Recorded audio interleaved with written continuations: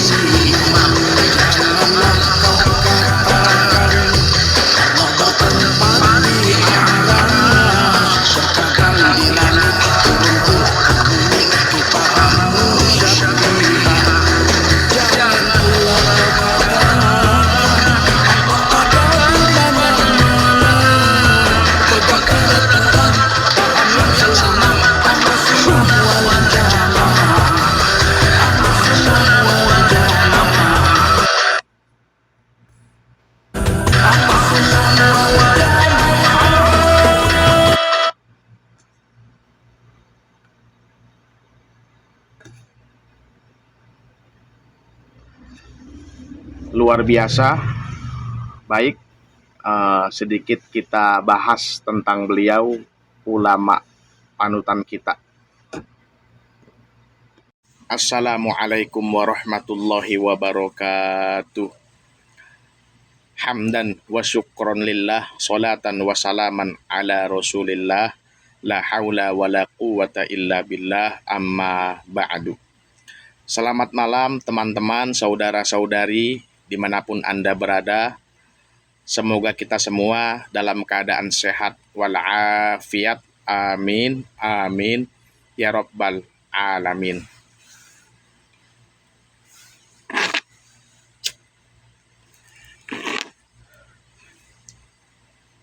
Sama kita saksikan barusan satu buah syair lagu yang diciptakan, dikarang langsung dan dinyanyikan langsung oleh guru kita semua, Buya Kiai Haji Tengku Zulkarnain almarhum. Semoga beliau diampuni seluruh dosa-dosanya, diterima semua amal ibadahnya, dilapangkan kuburnya, dijauhkan dari siksa kubur. Amin, amin, ya rabbal alamin. Sebelum sedikit kita bahas tentang karya beliau, saya mengajak untuk kita menghadiahkan Fatihah kepada guru kita, yaitu Buya Kiai Haji Tengku Zulkarnain, ala hadhihi niyah walikuli niatin solihah, khususon Buya Kiai Haji Zulkarnain bin Fulan Al-Fatihah. A'udzubillahi minasyaitonir rajim. Bismillahirrahmanirrahim. Rabbil alamin. Arrahmanir rahim. Maliki yaumiddin. Iyyaka na'budu wa iyyaka nasta'in. Ihdinas siratal mustaqim. Siratal ladzina an'amta 'alaihim ghairil maghdubi 'alaihim waladdallin.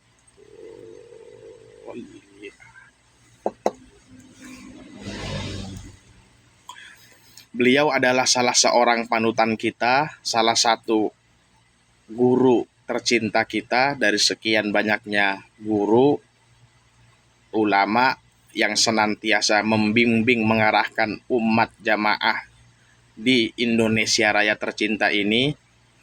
Beliau telah berpulang kurang lebih 2 tahun lalu, tapi dakwahnya, karyanya tetap bermanfaat sampai hari ini, insya Allah sampai hari kiamat bahkan. Amin amin ya rabbal alamin. Beliau Buya Kiai Haji Tengku Zulkarnain lahir di Deli Serdang, Medan. Beliau memang keturunan raja-raja Medan, Kesultanan Medan. Beliau memang asli Tengku, bukan ngaku-ngaku. Adapun karya beliau barusan yaitu lagu tentang akidah aswaja ahlu sunnah wal jamaah yang sangat luar biasa. Di samping makna-maknanya yang memang sesuai dengan akidah aswaja itu sendiri, tapi juga seninya, syairnya, suara beliau juga luar biasa, merdu nikmat, memanjakan telinga kita setiap kali mendengar beliau menyanyikan lagu apapun, membacakan Quran, termaksud juga membaca atau menyanyikan lagu aswaja tadi. Di mana dalam syairnya beliau bilang, Allah itu ada tanpa tempat, tanpa waktu. Sesuai dengan akidah kita. Kenapa? Karena tempat dan waktu itu makhluk. Maka sebelum makhluk yaitu tempat dan waktu itu ada, pertanyaannya Allah di mana, kan begitu. Sehingga menurut faham ahli aswaja, ahlu sunnah wal jamaah, Allah tidak butuh tempat, tidak bertempat, dan tidak butuh waktu, karena waktu dan tempat adalah makhluk. Sementara makhluk itu diciptakan, Allah itu sudah ada sebelum kata ada itu ada. Dari situlah logika gampangnya para ulama berkesimpulan, di samping didukung dengan intisari ayat-ayat dan hadis, bahwa Allah tidak butuh tempat dan waktu. Allah ada tanpa tempat, tanpa waktu. Allah itu ada tanpa tempat, tanpa waktu. Allah juga ada, tak serupa dengan makhluk. Sesuai dengan ayat Al-Qur'annya, laisa kamitslihi syai'un wa huwas samiul basir. Di mana jangan pernah kita serupakan, semisalkan Allah itu dengan apapun. Karena apapun selain Allah adalah makhluk. Makhluk tidak mungkin bisa diserupakan, walaupun sedikit saja kemiripannya dengan Allah itu jelas tidak ada. Allah itu ada tanpa tempat, tanpa waktu. Allah juga ada, tak serupa dengan makhluk. Jangan semisalkan Allah dengan sesuatu. Jangan serupakan Allah dengan setiap makhluk. Janganlah kau katakan Allah itu punya wajah, punya tangan, punya kaki, pakai jari. Itu faham mujassimah. Syair tersebut juga lanjutannya sesuai dengan faham akidah Ahlussunnah wal Jamaah, karena mentang-mentang ada ayat Al-Quran yang berbunyi menyebutkan wajhullah, atau di ayat lain yadullaha fawqa aydihim, lahirlah segolongan orang yang memahami ayat Al-Quran itu dengan letterlek sesuai terjemahan, plak plak ketiplak, begitu ya begitu. Padahal kan Al-Quran itu bahasanya tinggi, bahasanya indah, perlu ditafsirkan dengan yang memang ahlinya, tidak melulu ketika Quran berkata yang bunyinya A artinya A, tidak melulu demikian. Mentang-mentang ada ayat yang mengatakan wajhullah, wajah Allah, berarti Allah punya wajah. Yadullaha fawqa aydihim, tangan Allah di atas tangan-tangan mereka, berarti Allah punya tangan. Nggak begitu. Jangankan Quran yang memang kalamullah, bahasanya tinggi, bahasanya indah, bahasa kita aja manusia, makhluk manusia biasa, dalam kehidupan sehari-hari kita sering memakai kata-kata kiasan, kata-kata yang indah, yang mana maknanya itu harusnya semua orang paham. Tidak begitu, tidak seperti yang disuarakan. Contoh,